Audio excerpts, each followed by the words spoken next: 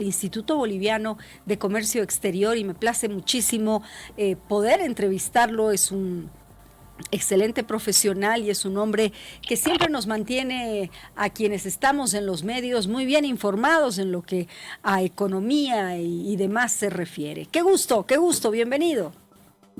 Muy buenas tardes, el gusto es mío, gracias por la entrevista y por su intermedio también un gran saludo a la bolivianidad, a todos nuestros compatriotas que están pendientes de este programa. Gracias. Bueno, quinto día de huelga en Santa Cruz, pero la noticia que ha sorprendido, creo, no solamente a este departamento, sino al país, esta suspensión temporal de las exportaciones de algunos alimentos, ¿no? ¿Esto es verdaderamente un tema para preocuparse o pasará medio que desapercibido si es que mañana se llega a una solución? No, no puede pasar desapercibido el problema porque esta mañana escuchábamos al sector del transporte que se ha declarado en emergencia y no solamente en Santa Cruz, sino también en Cochabamba, y hay un pronunciamiento también de la Cámara Boliviana de Transporte Internacional en La Paz, porque ni siquiera los trámites que estaban autorizados con documentación fehaciente para que salga la soya o el azúcar o la carne estaban siendo aceptados. Entonces, hay una preocupación sobre la base de la evidencia y, como usted bien decía en la introducción, una sorpresa en relación a lo que ha sido esta determinación, que la hemos conocido anoche además a través de los medios de comunicación y en relación al decreto, pues hoy día la Cámara Agropecuaria del Oriente, la Cámara de Exportadores de Bolivia, la Cámara Nacional de Industrias Oleaginosas, la Cámara de Exportadores de Santa Cruz, se han manifestado muy preocupadas porque evidentemente si hay algo que el país necesita es exportar y esta medida va en contrasentido. Hemos escuchado a través de los medios de comunicación las explicaciones que daba el ministro de Desarrollo Productivo y Economía Plural, en el sentido de que se trata de una medida temporal, además de carácter precautorio, en función, decía, de garantizar el normal abastecimiento con estos alimentos. Estamos hablando de derivados de soya, carne bovina y azúcar a los departamentos del interior del país. Sin embargo, ya las instituciones se han manifestado en el sentido de que el dejar de exportar, que en realidad no se lo estaba haciendo con intensidad, pues no va a solucionar el problema si es que el cerco en Santa Cruz va a continuar. Esta situación es tan así que ni entra ni sale nada de Santa Cruz, entonces llama la atención, efectivamente sorprende, pero preocupa, y preocupa no solo en función del interés del sector exportador o productivo, sino en función de país, porque reitero, si hay que tener cuidado con un sector es el de las exportaciones. Así es. Ahora, la CAO, por ejemplo, se ha pronunciado, ¿no? Y está pidiendo, por favor, que se suspenda esta medida, porque dice que atenta, lo que más o menos usted nos está explicando, contra el sistema productivo y toda su cadena de valor. Ahora, dice que no es cierto que sea para garantizar la seguridad alimentaria. Bueno, si uno se pone a pensar, hay pues un cerco, no hay manera de que entre y salga alimento, entonces no está garantizada la seguridad alimentaria, o me equivoco, señor Rodríguez. A ver, siempre me gusta aclarar los conceptos. ¿Qué significa seguridad alimentaria? Significa que hay oferta del producto que está presente en el mercado y además a un precio asequible. Ese es el concepto de seguridad alimentaria. Y nosotros a eso le añadimos otro concepto que es el de soberanía alimentaria. Y un país es soberano cuando produce de tal manera que no depende del abastecimiento externo. Por lo tanto, nosotros decimos que Bolivia, por la bendición de Dios, es prácticamente autosuficiente en casi todos los renglones de los alimentos básicos, excepción hecha del trigo. Nos pasa con el maíz, nos pasa con el sorgo, con la soya, nos pasa con las carnes, los lácteos, pollos, etcétera. Eh, ¿Y eso qué significa? Que hemos generado un modelo de producción de tal forma de que no solamente producimos para nuestro mercado interno, sino que saldos excedentes de exportación. Y le doy el dato en el caso de la soya, por ejemplo. El 80% del volumen total que se produce se exporta en forma, este año, de grano de soya, pero otros años principalmente en forma de harinas, de tortas, de aceites crudos, aceites refinados.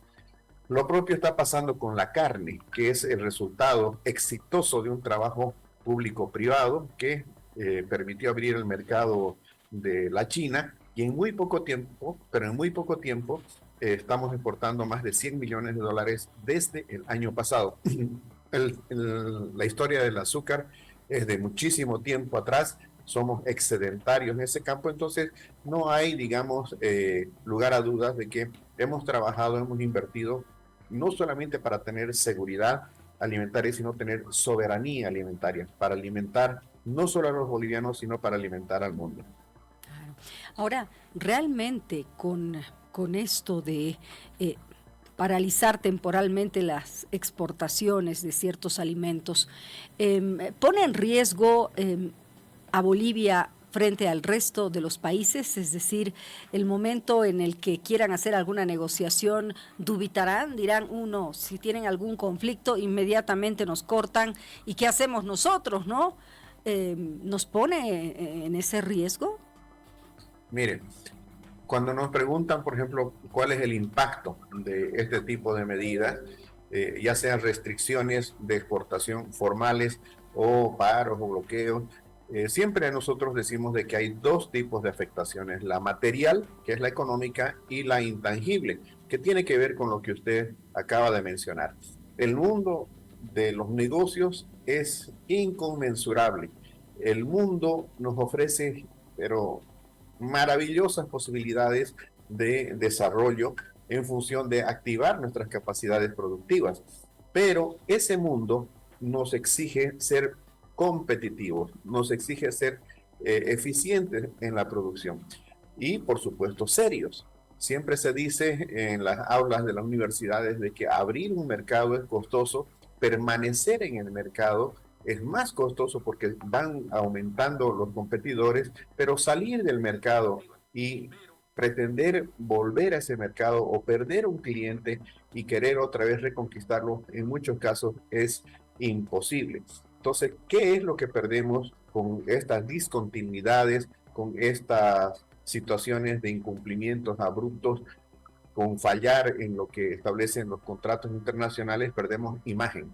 Y claro, un país que está proyectando una imagen de no saber resolver sus diferencias, sus problemas internamente en base a la fuerza de la razón, pues nos está colocando en una desventaja frente a otros oferentes, a otros productores y exportadores en el mundo que son más solventes que nosotros.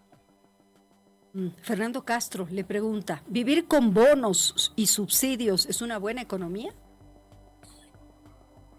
Para mis hijos yo quisiera enseñarles una educación, una capacidad técnica, darle un empleo digno como para que el día de mañana se pueda valer por sí mismo y no tener que depender de circunstancias.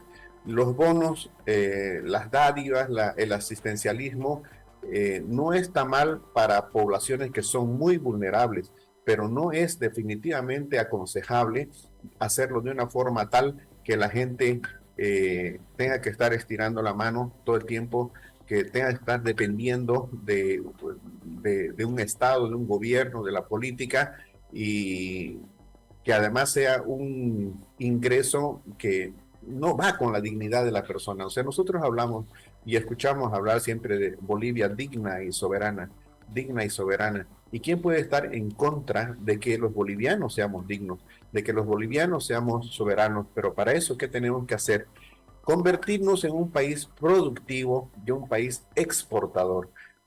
Productivo desde el punto de vista de utilizar la ciencia, la tecnología, el arte de producir para hacerlo cada vez mejor y por nosotros mismos. Y de otra parte, eh, es, exportadores porque nos lleva a producir más allá de lo que nos permitiría crecer el mercado interno en su capacidad de absorción. Entonces, Bolivia digna, productiva, exportadora y soberana para que el día de mañana nuestros hijos, nuestros nietos vivan de su propio esfuerzo, tengan empleos dignos, empleos sostenibles en el tiempo. Señor Rodríguez, a mí hay algo que no, o sea, me cuesta entender. Por un lado, el gobierno afirma que se pierden millones con este paro indefinido en Santa Cruz, cosa que seguro es así. Pero por otro lado, se viene este tema de frenar la exportación. ¿Cuánto se perderá también ahí? ¿Cerca a lo que se pierde día a día con este paro indefinido o no llega a tanto? Mire, en primer lugar, lo que quisiera dejar claro es de que siempre hay que dar el beneficio de la fe a quien está enfrente nuestro y no conjeturar de que esto se trata de una medida para perjudicar, ¿no es cierto? Eh, muchas veces las buenas intenciones no terminan siendo bien entendidas o no son bien aplicadas y a veces terminan perjudicando y creemos que para el caso esto es lo que está ocurriendo. Puede que el gobierno efectivamente esté preocupado porque pueda faltar alimentos oportunamente al mercado, porque pueda haber un desabastecimiento, pero no por falta de alimentos, sino porque la cadena de distribución se ha roto. Entonces, sobre esa base, la situación que hoy día tenemos es de que hay un cerco que no permite salir ni entrar los productos como fuera ideal. Se habla de un monto de pérdidas diarias, es muy discutible el monto que se escucha por ahí, 36 millones de dólares, eso no es correcto. Eh, pero en lo que respecta a la exportación, en base a los números del INE, entre enero y agosto de este año, nos dan un volumen realizado por cerca de 1.800 millones de dólares entre lo que son los derivados de la soya, el azúcar y la carne bovina. Si a alguien le parece demasiado este dinero, pues la verdad que es importante, pero eso refleja la confianza que tiene el productor nacional, el cruceño, los migrantes de todos los distritos del país que han venido a Santa Cruz, los migrantes extranjeros que han hecho familia en Santa Cruz, la confianza que tienen en nuestro país para invertir, reinvertir, para producir en función del mercado externo. Y qué bueno que sea así, porque esos 1.800 millones de dólares están ayudando a que la economía boliviana crezca por una parte, pero los dólares que llegan a que haya estabilidad económica y estabilidad del tipo de cambio en el país. Si me pregunta cuánto es la afectación, cuánto dejaría Bolivia de exportar producto de esta medida a partir de hoy, en base a esos datos estadísticos, diríamos que el impacto es de 7 millones de dólares por día. Uy. A mí me ha llamado la atención escuchar algunas declaraciones de un diputado del Movimiento al Socialismo, ¿no? Que dice que este paro está enriqueciendo a las grandes empresas, es decir, está enriqueciendo a los más ricos. Entonces, lo que él quiere es plantear una nacionalización para que estas empresas, dice, aprendan por qué están financiando los puntos de bloqueo. Dice, las empresas no tienen por qué financiar puntos de bloqueo, los empresarios no tienen por qué hacerlo. Entonces, dice, hay que nacionalizarlas. Bueno, también me gustaría escuchar su opinión al respecto, señor Rodríguez. ¿Cuánto ayudaría esto o no? Bueno, esas son expresiones de índole política, ¿no? Yo creo que al fragor de lo que es la situación conflictiva en el país, que por supuesto no le hacen nada bien a la imagen del gobierno, en el sentido de que introducen factores de incertidumbre cuando lo que más se precia desde el punto de vista del inversionista, del operador económico, es de que haya seguridad jurídica, ¿no? Ya hemos escuchado esas arengas en otras ocasiones, incluso gente de la COD acá en Santa Cruz se animó a decir que iban a tomar las empresas para convertirlas en empresas sociales y sabemos que lo pueden hacer, en el pasado se ha hecho, pero también sabemos cómo terminan esos experimentos. No voy a hacer consideraciones de orden político en relación a que las empresas están o no ligadas al paro, pero sí lo que quisiera en beneficio del gobierno, porque el gobierno pues está conduciendo adelante este país y en beneficio, por tanto, del país, que no se lancen ese tipo de amenazas porque no hacen sino trabajar para que los inversionistas se sientan afectados y coloquen sus capitales en otros países. En este momento, por ejemplo, en Paraguay, en Uruguay, la cantidad de empresas que están migrando desde la Argentina por nada más de que la conflictividad que hay, el maltrato, las malas políticas del gobierno, están haciendo que esos países surjan, que esos países se fortalezcan. Y Paraguay y Uruguay están dando todas las facilidades del mundo, incluso para procesos migratorios y radicación abreviados. Le están dando facilidades de estímulos de orden tributario. Creo que más bien deberíamos pensar en eso, cómo tener un entorno más amigable para la empresa y que la empresa gane no está mal, porque una empresa que está en el sector legal, en el sector formal, es una empresa que tributa, es una empresa que cumple con los trabajadores, no solamente en el sueldo, sino también en la parte social. Es una empresa que contribuye al desarrollo. O sea, que las empresas ganen, reitero, no está mal, ganan las pequeñas, ganan las medianas, ganan las grandes, pues de eso se trata. Un empleado público vende su fuerza de trabajo, su energía psicofísica, dirían los marxistas. ¿Para qué? Para ganar, porque de eso se trata. Y el empresario lo que hace es arriesgar, invertir, producir, cargar con una cantidad de responsabilidades para que si tiene éxito su emprendimiento se resarza con una utilidad.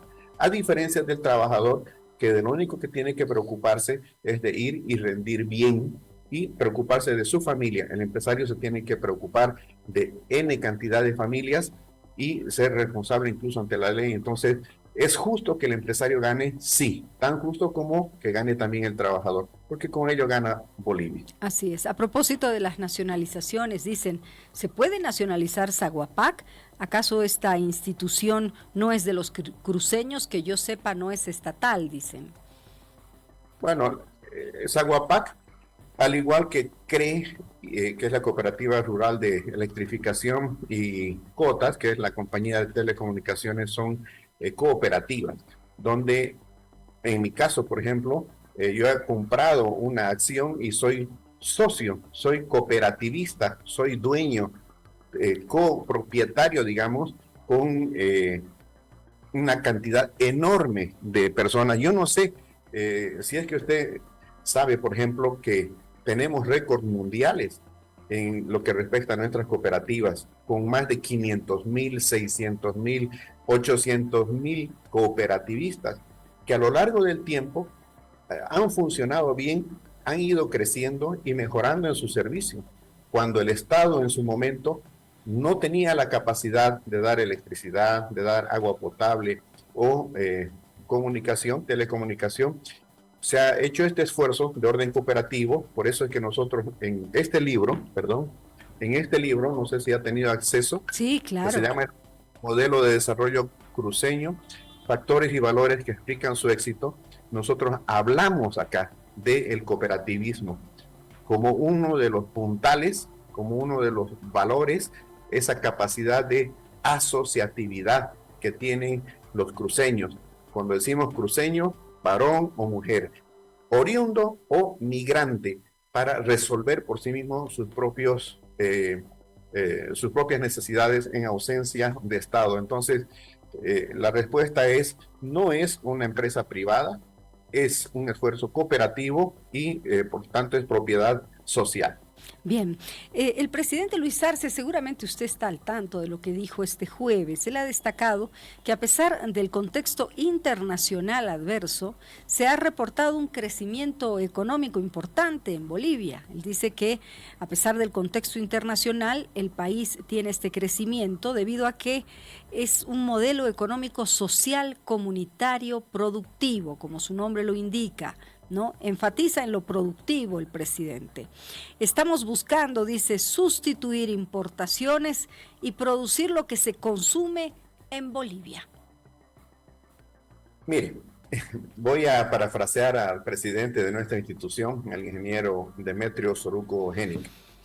Él, cuando iniciaba su gestión el año pasado, me dice: Gary, cuando veamos un vaso con agua hasta la mitad, para nosotros ese vaso ni está medio lleno ni está medio vacío. Es un vaso hasta la mitad. ¿Y en qué nos basamos para decir esto? En la evidencia, ¿no? En el número. ¿Y qué voy a decir en relación a lo que ha manifestado el presidente? Evidentemente, la economía boliviana está destacándose a nivel internacional, es motivo de análisis, de asombro, de estudio, porque cuando en el mundo hay recesión, cuando en el mundo hay inflación, en nuestro país hay estabilidad de precios, o sea, la inflación hasta el mes de julio, si no me equivoco, estaba en 1.6%, el pronóstico hasta fin de año era del 3.4%. Tenemos un crecimiento del PIB hasta el mes de junio, o sea, el primer semestre, del 4,13%. Las exportaciones están en su mejor momento. De hecho, nosotros como IFCE habíamos vaticinado un récord histórico, ¿no? Que va a superar lo mejor de la época republicana y lo mejor de la época plurinacional. Estábamos hablando de que las exportaciones holgadamente van a superar o iban a superar los 13.000 millones de dólares del año 2014 y que, por supuesto, estos indicadores ya sumados a lo que es la lucha contra la pobreza, que está empezando también a recuperar terreno, a bajar la pobreza, a disminuir la desocupación, nos colocan, ¿verdad?, como un caso de estudio a nivel internacional. Eso es cierto, pero de que se puede hacer más y mejores cosas, por supuesto. Ahora, medidas como estas de restringir, de frenar la exportación, va en contra del propósito de una mayor reactivación económica. Si el PIB de Bolivia creció 4,13% hasta el primer semestre, para poder llegar a cumplir la meta del 5,1% que pronosticó el gobierno para esta gestión, debimos haber crecido 6% entre julio y septiembre. Y entre octubre y diciembre deberíamos crecer otro 6%. La pregunta es, ¿frenando exportaciones vamos a lograr esto? Claramente que no. La pregunta es, con una conflictividad en una escalada que ya preocupa, ¿vamos a seguir procesos de inversión, de mayor producción? Claramente que no. Entonces, tenemos que tener cuidado. Es bueno mirar para atrás, pero también mirar la situación actual y proyectarnos hacia adelante. El economista senior del Fondo Monetario Internacional la semana pasada acaba de sentenciar con este dictamen la situación actual de la economía, que es preocupante en el mundo, pero dijo algo más: lo peor está por venir, y eso se va a dar en el año 2023. Finalmente, ¿qué solución ve a todo este problema de, bueno, primero el tema de la exportación? ¿Qué debería hacer el gobierno en estas próximas horas? En el tema del cerco a Santa Cruz también, ¿qué deberían hacer los sectores sociales, ¿no? En fin, todo eso está exacerbando aún más este paro que es indefinido, con la población cruceña que de entrada dijo: ojo, nosotros no queremos enfrentarnos, nosotros queremos un paro tranquilo y queremos que nos escuchen. ¿Qué solución ve usted, señor Rodríguez? No hay ninguna otra solución que despojarse de sí mismo, ir a un desarme espiritual y con voluntad política escuchar al pueblo. En este caso hay una demanda en Santa Cruz que está refrendada por una expresión pero millonaria de personas, que ahora hay una suerte, digamos, de nacionalización de ese pedido.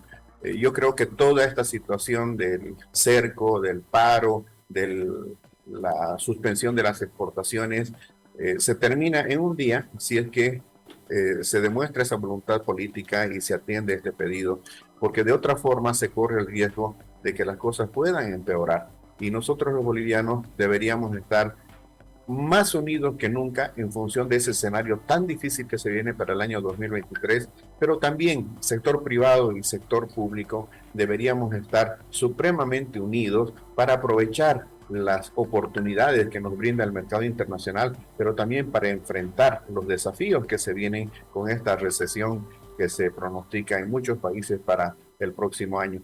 En lo que respecta concretamente al momento actual de las exportaciones, yo creo que debería hacerse una reunión entre el Ministerio de Desarrollo Productivo y Economía Plural, bajo ese concepto de buena fe que siempre desde la institución tenemos ante este tipo de sucesos, y hablar con los actores para ver exactamente cómo está la situación en términos de la producción, el stock de seguridad que se tiene que tener y las previsiones a futuro.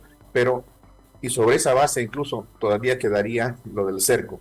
Hay que eliminar esa situación para que los demás departamentos no sufran el día de mañana de un proceso inflacionario en lo que respecta a materias primas, alimentos, insumos que se necesitan y que lamentablemente hoy por esta situación no están pudiendo salir con normalidad desde Santa Cruz. Muchísimas gracias, señor Gary Rodríguez, gerente general del IPSE. Más claro, imposible, nos ha explicado, como decimos, con chubis. Será hasta una próxima oportunidad. Muchísimas gracias por la invitación, un gran abrazo. No perdamos la fe, las cosas pueden cambiar para bien de un momento a otro cuando hay buena voluntad. Un abrazo, bendiciones para todos. Gracias igualmente para usted. Antes de irnos a la pausa, por favor, tengo una información importante.